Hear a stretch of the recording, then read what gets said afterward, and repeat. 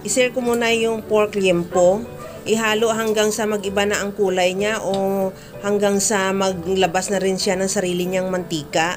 Habang ginagawa ko yan mga kalasa, kung bago ka pa lang sa aking channel, welcome. At huwag kalimutan mag-subscribe at i-click ang bell button para sa mga notification.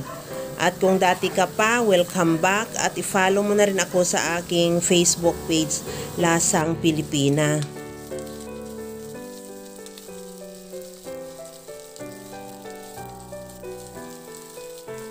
Okay na tong ating pork liempo. Itabi ko lang siya sa gilid ng kawali. At hindi na ako magdagdag ng mantika. Igisa ko na yung bawang. Ihalo lang hanggang sa maglabas ng aroma yung bawang.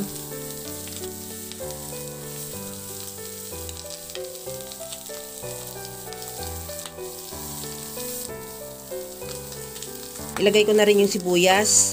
Ganong process lang din. Ihalo hanggang sa maluto yung sibuyas. Maglagay na rin ako ng kamatis. Ihalo lang din hanggang sa maluto yung kamatis at isabay ko na rin halo yung ating pork liempo.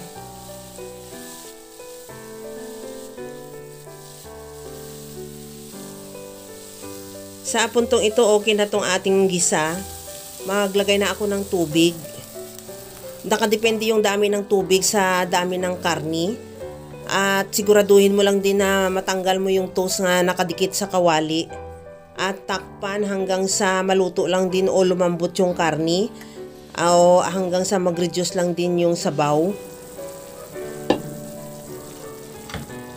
Sa puntong ito na malambot na yung ating karni at nag-reduce na rin yung sabaw niya, lagyan ko na rin ng paminta. Maglagay din ako ng liquid seasoning.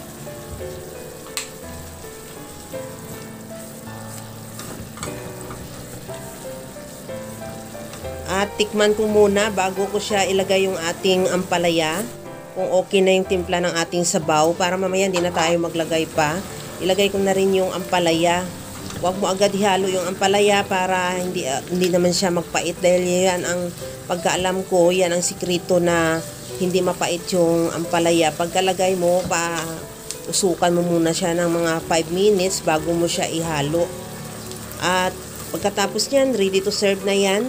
Kaya mga kalasa, kung nagustuhan mo yung ating video, please like na lang at pakishare na rin sa inyong mga friends.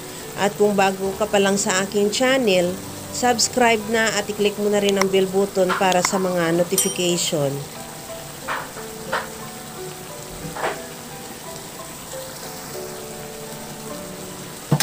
Okay na tong ating ampalaya. Huwag mo lang siya i-overcook para mas lalong masarap pagka medyo crunchy pa siya.